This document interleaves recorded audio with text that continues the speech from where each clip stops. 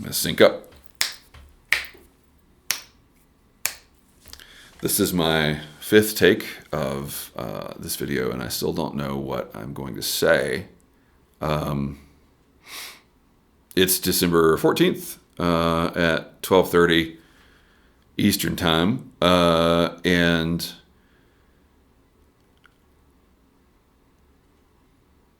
I was going to make a video today because I haven't made one in a long time, and we've surpassed. Well, people are gonna question my motives. We've surpassed 11,000 subs on this channel. People are gonna say that I'm making this video to try to go viral again in the wake of tragedy. Long-time regulars here will know that that is not the case, and if you wonder if that is the case, please don't subscribe. If you're questioning those motives, that's fine. Question away. Don't subscribe. If you don't like what I'm saying, unsubscribe. That's fine. That's fine. There's no way for me to prove that's not my motive. You either trust me that it's not, or you move on with your life. Then that's okay.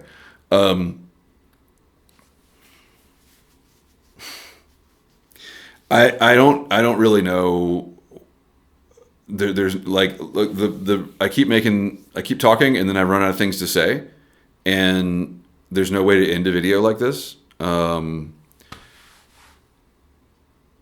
went to bed last night thinking I was going to get up this morning and make a video because I have 11,000 subs, and I'm really grateful for that. And I don't make a video every week, because I just can't. I don't have the time.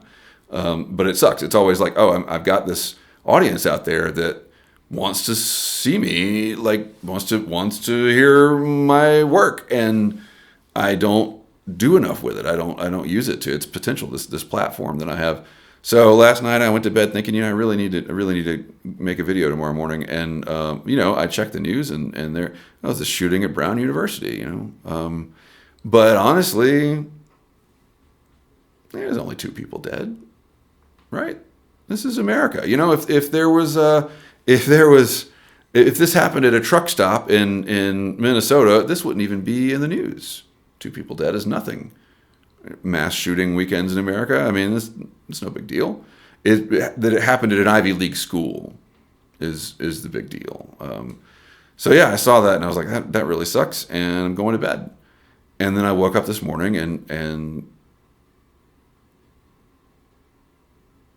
saw the news of the Bondi Beach Hanukkah massacre, and my very first thought was, and it's not true. I know intellectually that this isn't true, but my very first thought was, oh no, we've allowed this to spread. That the U.S. is contagious, and that we have cursed other societies with this. That's not true. That's not, I don't think, what is going on here, at least not wholly. But yeah, that was my first thought. And, you guys have seen me react to mass shootings in the past. I tried just not to make video anymore. If I'm too upset about something, I just don't, because what do you say? How do you end the video? Well, thanks so much for watching. How do you say something meaningful and then sign off? I don't know. But I think I'm making this one because somebody ought to be making some kind of record of what it feels like to live right now, of what it feels like to be alive in December of 2025 and in the Western world. And if our children and grandchildren have a future, maybe not this video, but I hope that there will be some records of what people were thinking and feeling during times like these. And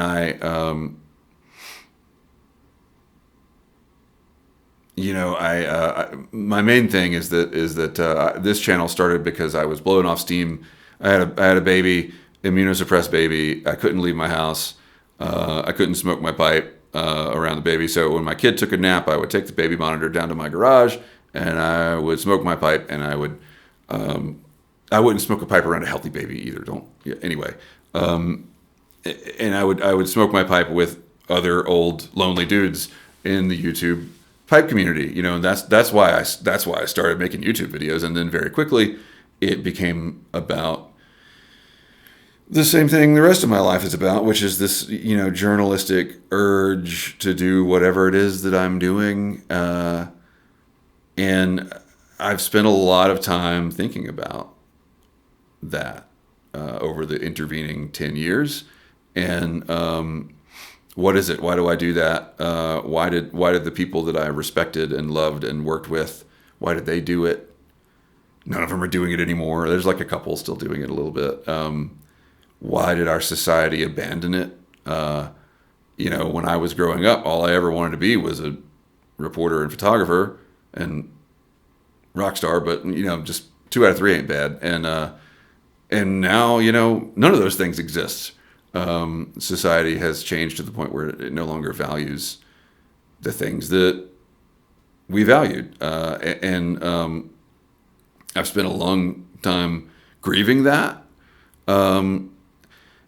asking myself why I was so committed to it to begin with when no one else is. And I think the answer there is that journos, the ones that I have known that are serious, we're born, we're we're made wrong. We're born with it in that we're born with a certain pattern recognition and an inability to let go of things when we know that we're right.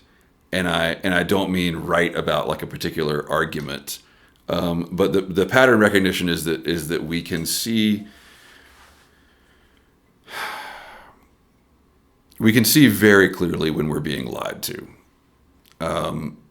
We know when we're being lied to, and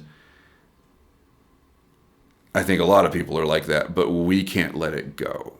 And when we see someone who is entrusted with some kind of authority lying to the people who trust them, we can't let that go. And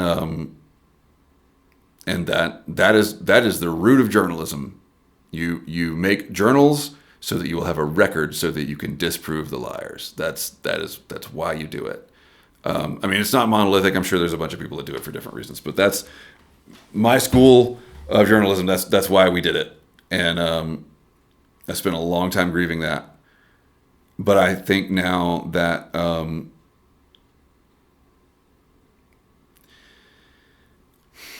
that was never the problem. That I was a surgeon and my tool was a scalpel, and then when people didn't want scalpels anymore, I thought the world was ending, and the world is ending for different reasons. It's not because we don't have access to the truth, because we do. These guys, I'm going to crawl out on a limb and assume that this shooting in Bondi Beach was religiously motivated. I don't like to assume things it's shooting's 12 hours old. I don't know. I don't like to assume a lot, but let's just say that when you attack a Hanukkah gathering, you've got religious motivations.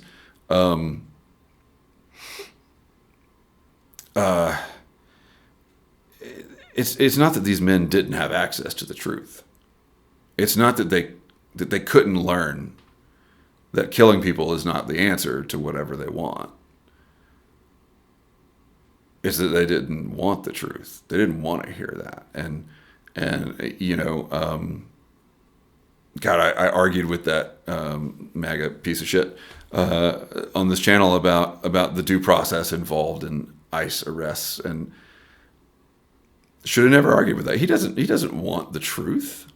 He doesn't want to know that people's rights are being. He doesn't care if people's. In fact, he kind of likes that people's rights are being violated. It wasn't a lack of access to the information, or that he just needed someone to explain to him things like the Fourth Amendment. That wasn't it. He wants to hurt people.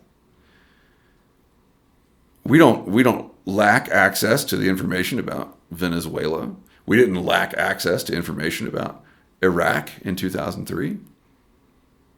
We certainly didn't. We certainly didn't lack access to information about who we were voting for in 2024. This is what we wanted. This is what we chose. And that's the bigger grief, I think, okay, so my career didn't work because journalism doesn't matter anymore. The reason journalism doesn't matter anymore is that we don't want it to matter. And maybe we never did. I think the last 100 years were a statistical blip in terms of journalism mattering. We had Watergate, right? WAPO took down the president. That's and the LA Times. Everybody forgets that the LA Times had a big hand in that. We had this triumph of journalism exposing a corrupt president, and now WAPO is owned by Jeff Bezos. Anyway, the other thing that I think that I looked at the internet enough to see I looked at the internet a little bit, and I see a lot of people saying a lot of things, and actually the first I heard of this was a buddy texted me and said, this is really good evidence that banning guns doesn't stop shootings, and yeah, sure it is. Interestingly, if you look at knife crime rates across the world, everybody's like, Americans say there's nothing to be done, but they're the only nation where this happens regularly, and that's true. Look at our knife crime rates. We stab people way more often than every other nation in the world, and everybody's got knives. It's not the guns, it's us.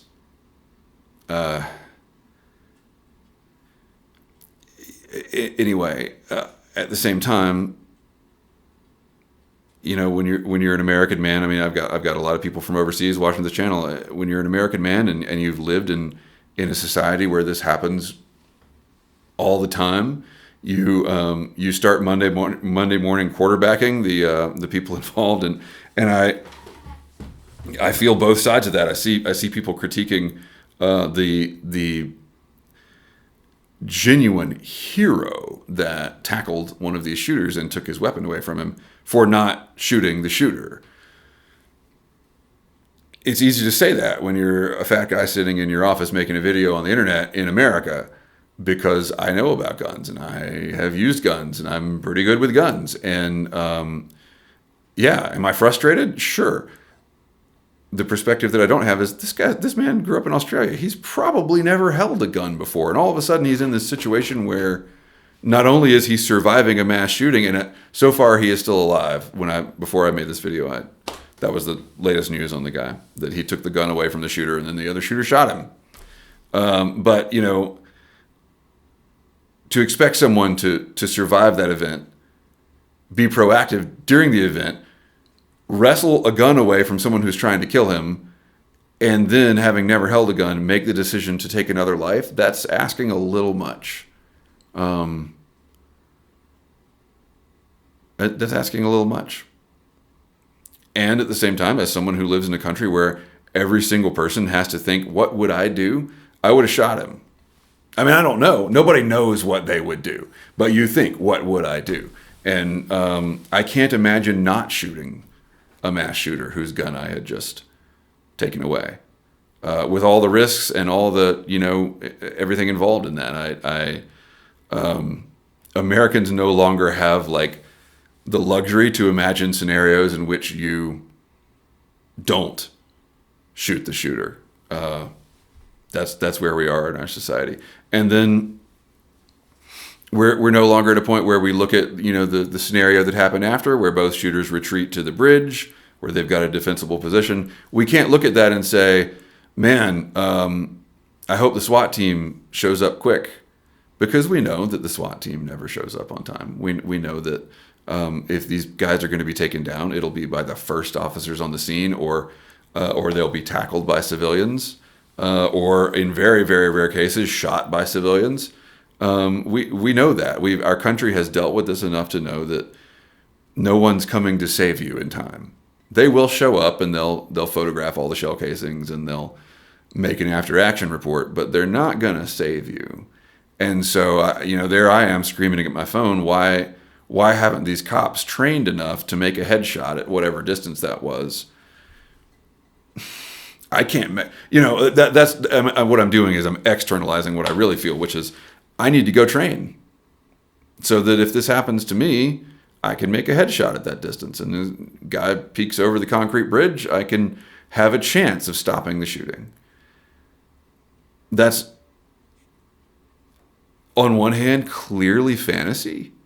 Like it's clearly like those words coming out of my mouth embarrass me because that's like gun forum stuff, right? Like guys that think that they're going to be the hero and take down the shooting. On the other hand, it happens so much.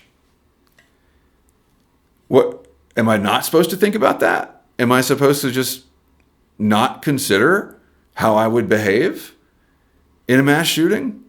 This is what it's like being a man in America these days. Maybe, I mean, not to draw lines around gender, but like maybe women don't feel this. Maybe men who weren't raised around guns don't feel this, but I feel, isn't it incumbent on a man to act? And I feel that way because I've had enough experience watching this, because this happens so much that I don't know a person who hasn't thought, what would I do? Maybe other folks around the world feel that too, but it's my impression that like when I get comments on gun stuff on my channel, it's either gun nuts who think that I'm not enough of a gun nut, or people from other countries that just have no concept of what it's like here and what it's like. I mean, I'm in the South, maybe it's different in Brooklyn or whatever, but the point is that this is something that is so pervasive that in 2025 you're not able to walk around and not think about this.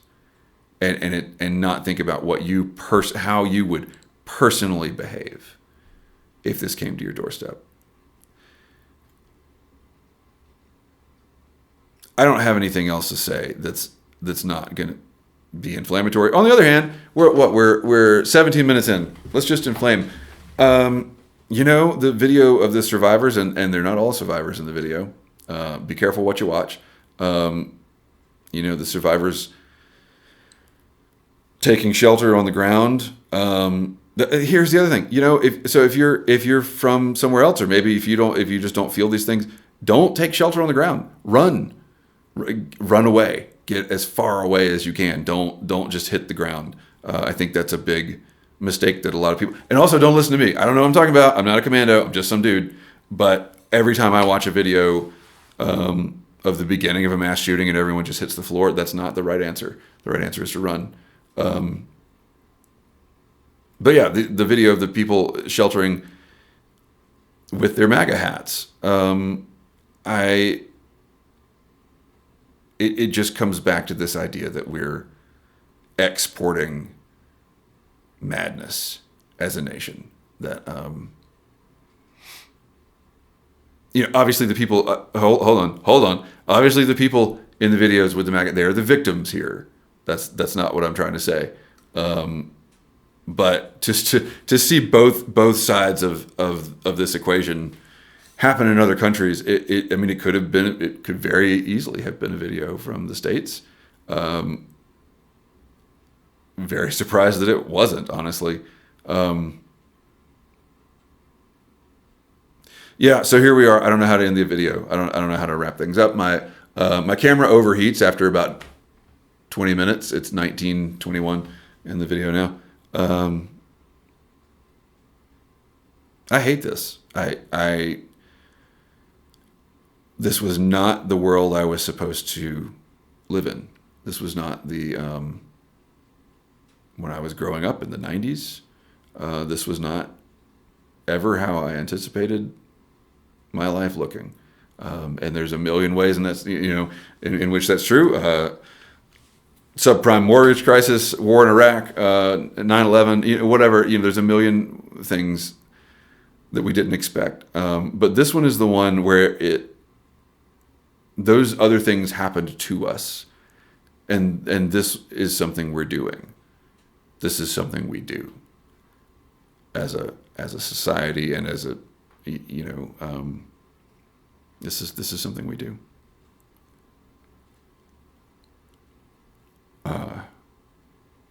Keep the ends out for the times that bind.